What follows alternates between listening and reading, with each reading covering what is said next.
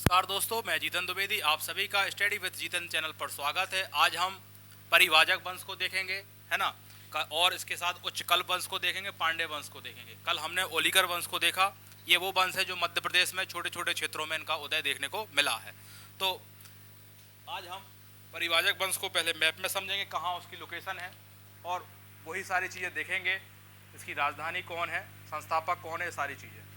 तो पहले तो हम इसका क्षेत्र ही देखेंगे। इसका क्षेत्र पन्ना पड़ता है, या पन्ना राजस्थान, पन्ना सतना बॉर्डर भी कह सकते हैं अपन।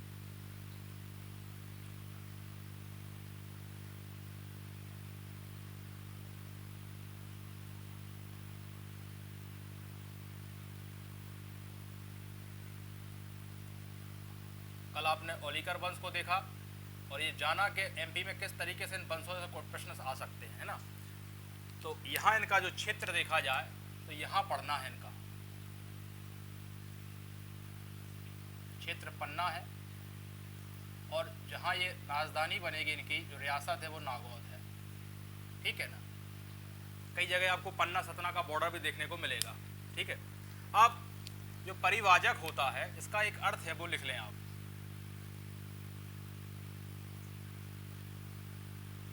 इसका अर्थ होता है साधु।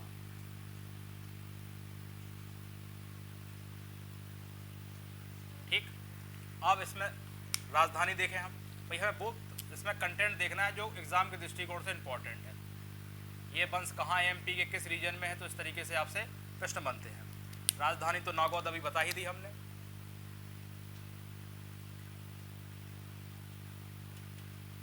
ठीक है। अब इस वंश के बारे में हमें 8 अभिलेख प्राप्त हुए हैं, तो हम लिखेंगे नहीं, बस आपको ध्यान रखना है कि हाँ 8 अभिलेख हैं। इस वंश से संबंधित, इस वंश के 8 अभिलेख प्राप्त हुए हैं। ठीक। इसके बाद हम यहाँ प्रमुख शासकों को देखेंगे। उन शासकों में ये चीज जानेंगे कौन मध्य प्रदेश के में उनका क्या योगदान रहा। तो पहला शासक तो हम देखते हैं, अंतिम शासक भी देखते हैं, और किसने क्या किया है उनको हम ध्यान में रखते हैं। जैसे हमने पिछले वंश में देखा था कि यशो बर्मन ने, शक्तिशाली शासक था ओलिकर वंश का, उसको देखा। बंधु बर्मन ने, क्योंकि मंदसौर का सूर्य मंदिर का निर्माण किया, तो उनको देखा, तो पहले शासक को देखा था। इसी तरीके से हम यहाँ देखेंगे पहले शासक कौन है, तो पहले शासक यहाँ में सुबर्मन देखने को मिलते हैं, है ना। दूसरा हम यहाँ देखते हैं सुबर्मन के बाद देवादय। ये प्रथम शासक था।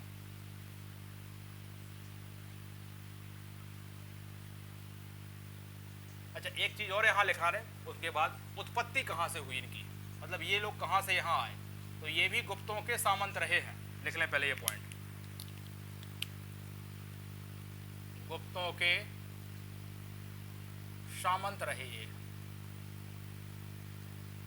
जब गुप्तों की सत्ता कमजोर हुई तो इन्होंने अपने छोटे क्षेत्र में अपना खुद का शासन बना लिया। तीसरे शासक मिलते हैं हमें प्रभंजन। चौथा हम देखेंगे दामोदर।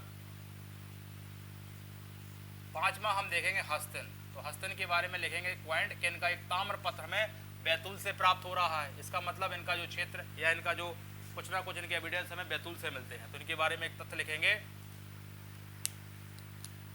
इनका एक ताम्रपत्र बैतूल से प्राप्त हुआ। तो कई बार ऐसा कह सकते हैं कि बैतूल साइड से इनका रेंज पता चल रही है, तो इनका संभवतः इनका बैतूल तक भी हस्तक्षेप रहा हो। छठवां अंतिम शासक इसमें जो है संक्षोभ। अंतिम शासक हैं आपके संक्षोभी हैं, ये अंतिम है।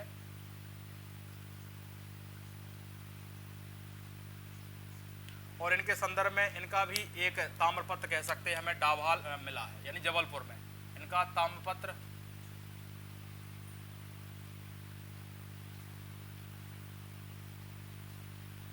इनका ताम्रपत्र जो हमें डाभाल वाला जो क्षेत्र, इनका ताम्रपत्र डाभाल से मिला है, यानी इसका आशय होता है कि जबलपुर वाले रीजन से। तो कह सकते हैं इनका वहाँ तक भी हस्तक्षेप हो सकता है। इस तरीके से हमें परिवाजक वंश के बारे में इतना ही कुछ जानना था। इसको आप स्क्रीनशॉट ले। अगला वंश लिखेंगे हम उच्च कल्प वंश, ठीक है ना।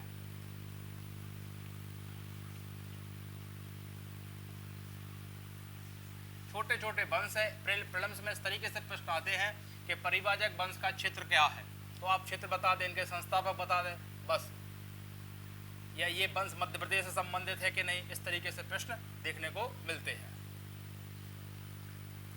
अब दूसरा हम यहाँ वंश लिखें उच्च कल्प वंश।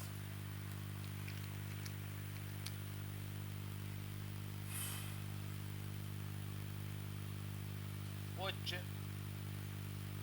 कल्प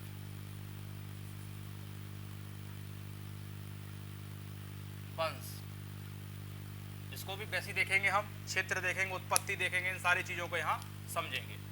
तो हम इसका क्षेत्र देखें तो इसका क्षेत्र भी पड़ोस में ही है। पड़ोस से आशय है इनका क्षेत्र सतना के उचकेरा में पड़ता है। उनका पन्ना में पड़ रहा था, पन्ना के नागौद में, और इनका सतना के, यानी पड़ोसी हैं दोनों राज्य, सतना के उचहेरा में, ठीक है। तो कई बार राजधानियां पूछ ली जाती है, उचेरा राजधानी हो गई। तो ये तो क्षेत्र आपको स्पष्ट हो गया। इसके बाद उत्पत्ति की बात की जाए, ये कहाँ से आए, तो ये भी परिवाजक के तरह ही गुप्तों के सामंत ये भी है। गुप्तों के, या ऐसा लिख ले आप, परिवाजक के तरह ही गुप्तों के सामंत है।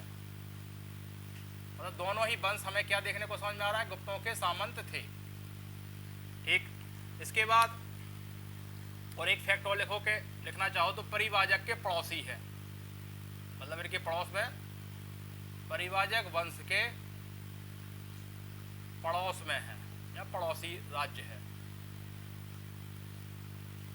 पड़ोसी है, ठीक है। दो तथ्य आपने यहां से जाने। अब हम राजधानी लिख लें। इसके बाद राजधानी क्या है इनकी, उचेहरा। राजधानी क्या देखिए मिली हमें, उचेहरा।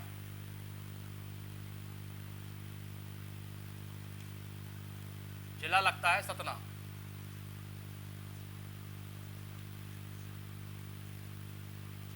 परिवाजक को हमने पन्ना देखा है, यदि पन्ना ऑप्शन में ना हो तो वो सतना के बॉर्डर, पन्ना सतना के बॉर्डर में है। ये भी पन्ना और सतना के बॉर्डर पे ही हमें देखने को मिलता है। अब हम प्रमुख शासकों की यहाँ बात करेंगे, यहाँ हम प्रमुख शासकों की बात करेंगे।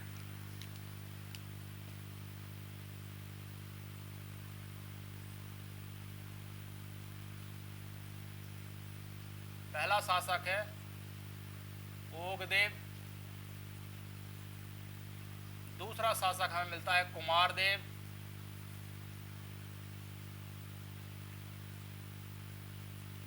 और इसके बाद हम तीसरा शासक देखेंगे व्यागदेव। व्यागदेव के संबंध में एक तथ्य लिखेंगे, बघेलखंड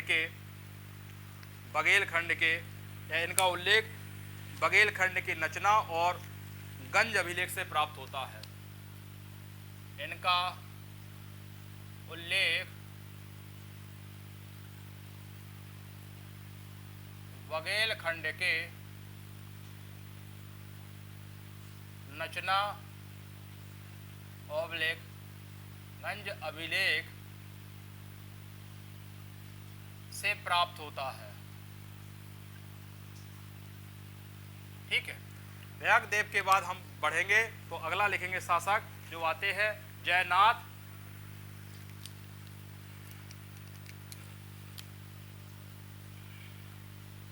जयनाथ आते हैं। और लास्ट या जो हमें अंतिम शासक हैं वो है आपके सर्वनाथ, अंतिम है, ठीक है। और इनका तथ्य देखा जाए तो इनके जो हमें सबूत मिले हैं या साक्ष्य मिले हैं वो खोए, भूमरा, पन्ना क्षेत्रों में साक्ष्य मिले हैं, ठीक है। बस इस तरीके से आपको इतना ही इसके संबंध में जानना था। अगला वंश हम लिखेंगे, पांडेय वंश। इसका स्क्रीनशॉट ले लिया होगा। इस तरीके से हमने इस क्लास में 3 वंश देख लिए, एक क्लास में हमने ओलिकर वंश देख लिए। बाकी जो बचेंगे वो एक क्लास में और पढ़ाने के बाद हम इसको कंप्लीट कर देंगे। चौथा जो प्राचीन वंश है, छोटे छोटे हैं एमपी के, पांड्य वंश।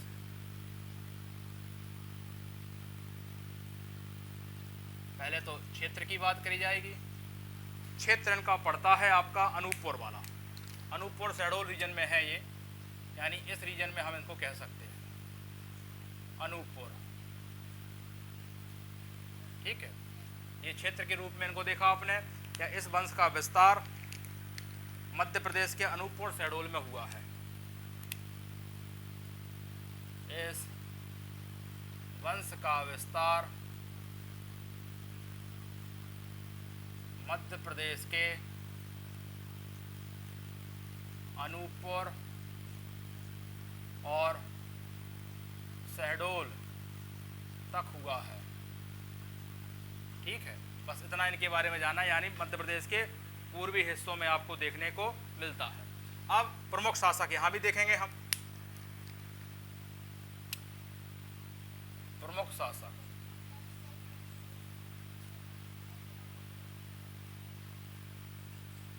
तो पहले शासक का नाम है भरतबल, सब में बल लगा है। अगला लिखेंगे आप जलबल और नागबल। जलबल, तीसरा नागबल। एग्जामों में वैसे आते नहीं है, फिर भी आपको इतना ध्यान रखना है कि किस क्षेत्र के इनका मध्य प्रदेश में शासन रहा। लास्ट लिखेंगे आप धरातल। धरातल ये अंतिम हो गए, और ये गुप्तों के अधीन रहे हैं। ठीक है ना, एक इनके बारे में लिख सकते हैं आप, यह गुप्तों के अधीन रहे हैं। ठीक है, तो ये आपने यहाँ इन वंशों को जाना। बाकी जो वंश बचे हैं उसको हम अगली क्लास में करेंगे। अब इन सारे वंशों को हम रिवीजन करके डायग्राम में आपको एक जगह दिखा देते हैं, और जब वो 3 और हो जाएंगे, 3-4, इसके बाद हम सारे दिखा देंगे। देखिए आप, ये मध्य प्रदेश आपका,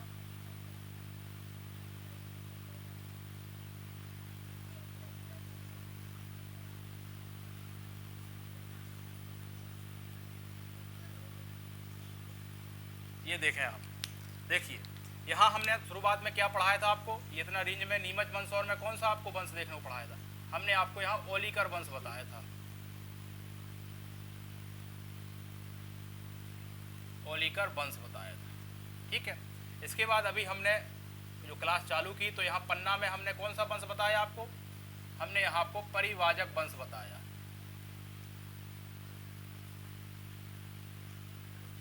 और राजधानी हमने पन्ना के नागौद में बताई।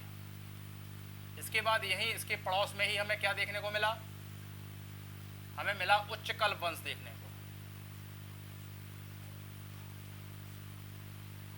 ये कहाँ है? सतना है, और राजधानी के रूप में हमें उच्च हरे देखने को मिला। फिर लास्ट में भी हमने आपको क्या बताया? पांड्य वंश। इनका क्षेत्र क्या देखने को मिल रहा था आपको? शहडोल, अनूपपुर। यानी ये आपको रिवीजन के रूप में ध्यान रखना था। बाकी अभी और बचे हैं 2-3, तो वो सारे बता देंगे। तो बस प्रश्न प्रीलिम्स में किस तरीके का आएगा? परिवाजक वंश किस रेंज में है? जैसे ओलिकर वंश का है, नीमच मंदसौर में है। परिवाजक आपका नागौद में है। उच्चकल वंश का है, सतना में है। पांड्य वंश का है, शहडोल में है। इसके बाद जो और वंश बचे हैं आपके, जैसे मेघ वंश है, नाग वंश है ना, एक शैल वंश, इसको हम एक क्लास में करके कंप्लीट कर देंगे। और इसके साथ साथ हूणों का आक्रमण भी मध्य प्रदेश में समझा देंगे, क्योंकि उनमें आपने एरण वगैरह में देखा है, उनके वहाँ आपने मूर्ति में भी देखा है कि यहाँ तोड़मड़ का उल्लेख है उस, है ना, वराह की मूर्ति में, विष्णु मंदिर, जो विष्णु मंदिर की मूर्ति थी, है ना। तो हमने एरण के विष्णु मंदिर में आपको बताया है।